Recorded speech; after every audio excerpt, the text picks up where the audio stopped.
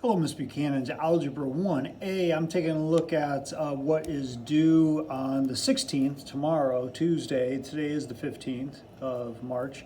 Unit 4, Homework 1, Slope. Let's take a look at the odd ones, and I'll help you set up some of the even ones that are some of the more difficult ones down a little further down this page.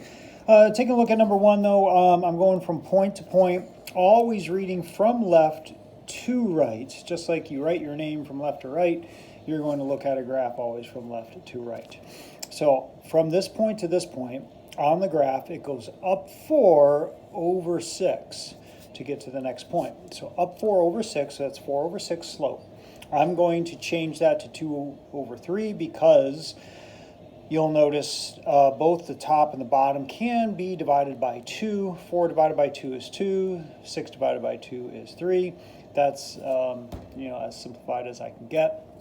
You'll notice also if I go up 2 over 3, I'm right at a point of intersection on the graph too. So, if you could see that, the closest one to your original point is going to be the slope that you want to go with. Okay, the simplified version. Number 3, try 2 on your own. By the way, 2 is going down, so remember it is going to be negative. 3 is negative also. From here to here it's down, so it goes down 1, 2, 3, 4, 5, 6, down 6 over 3, down 6 over 3. Negative 6 divided by 3 just gives you a negative 2, or if you want to think of it as dividing both the top and the bottom by 3, you'll get 2 over 1. Negative 2 over 1 is just negative 2. Any number over 1 is itself. Number 4, I could do this one with you. This is called undefined, meaning that is a vertical line.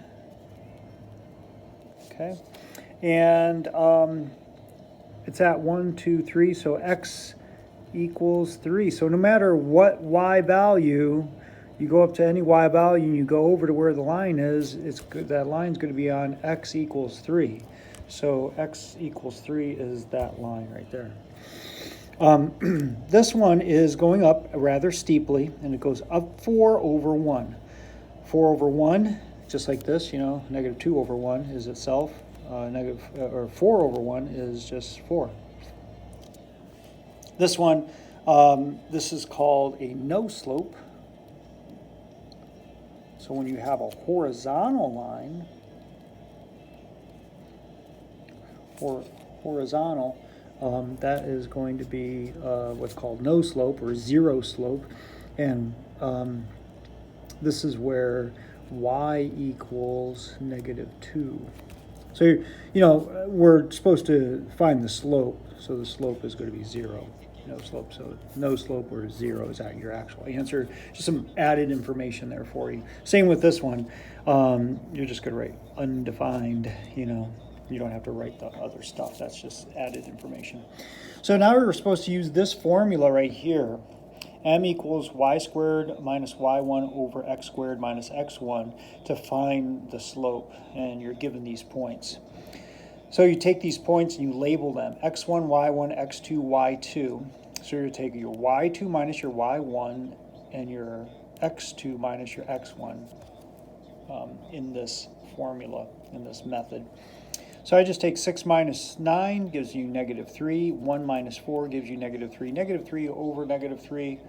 If you have the same number over the over it, as a fraction in both places, that's just going to be 1. This one, you're going to take negative 5 plus 1 because minus a negative is plus. And this is going to be, I'll set it up for you, negative 2 plus 4. Okay, figure that out. That's going to be the slope for number 8. For number 9, I'm going to take negative 9 minus 3 and 5 minus 5. I end up getting 0 on the bottom.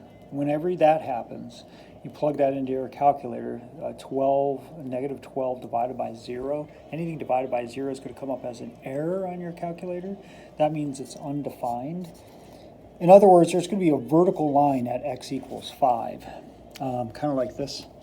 This was a vertical line. This one would be over here at 5, like that. So that's your number 9. It would look like that. Those 2 points. You'd find those 2 points on that line. Okay. Number 10, you would take 9 minus 1 over 8 minus 2 and figure out that slope. Number 11, hopefully you're pausing this, you're going to take negative 6 minus a negative 8 turns into plus 8. 7 minus 14. You end up with 2 over negative 7, or you just change the whole fraction, it's just negative 2/7. And for number 12, you're going to take negative 3 plus 3, because you're subtracting a negative, over 8 minus 4. You have a 0 on top. Notice that you have a 0 on top. That's automatically going to be a no slope. That's going to be where there is a horizontal line at negative 3. So horizontal, negative 3, that means it's going to be right here. So negative 3, you would have a horizontal line. This would be your number 12. It would look like that. You'd find these for negative 3. Where is that? Well, you go down negative 3 and 4, 1, 2, 3, 4. That 4, that's right here. So all these points, in other words, are on this line. Okay. No slope. We have to find the missing value, so there's some work we have to do. I'm going to set it up, and we have to solve for x. We have to solve for this missing x value, my x1. So I have 8 minus a negative 4, becomes 8 plus 4. Then I have 2 minus x. This all equals negative 3. I put it over 1, I didn't need to. Let me show you the work that I did on that one, okay? All I did was I multiplied both sides by 2 minus x. And then I did 8 plus 4. And I did the distributive property. Negative 3 times 2 is negative 6. Negative 3 times a negative x is a positive 3x. I added 6 to both sides. And then I divided both sides by 3 to isolate the variable, and I got x equals 6. So that x value equals 6. You would set up number 14 this way. You would have 4 minus y over 3 minus 10 equals negative 2/7. So you're going to want to multiply both sides by, the next step would be 4 minus 1, 3 minus it would be negative 7, right? Equals negative 2/7. So multiply both sides by negative 7, and then isolate the variable, solve for y. There's some steps involved in that one. So this one, you could go through all those steps that I just showed you, or you could just look at it and you could probably figure it out.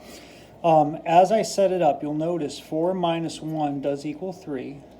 So what minus 7 would equal 4? You really only have to solve this part down here, okay? Because there was no simplifying or anything like that, so that makes that easy. So you could just do this. X minus 7 equals 4.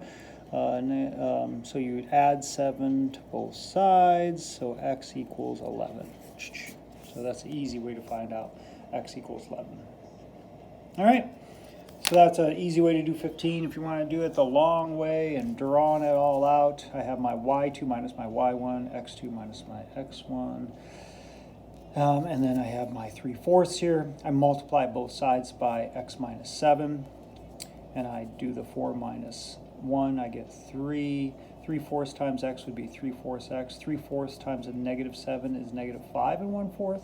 I add 5 1/4 to both sides. I'm isolating the variable here. I get 8 1/4 equals 3/4. 8 1/4 divided by 3/4 equals 11, so x equals 11. That's the long way to do it. Good luck with the evens, and I really hope this helped.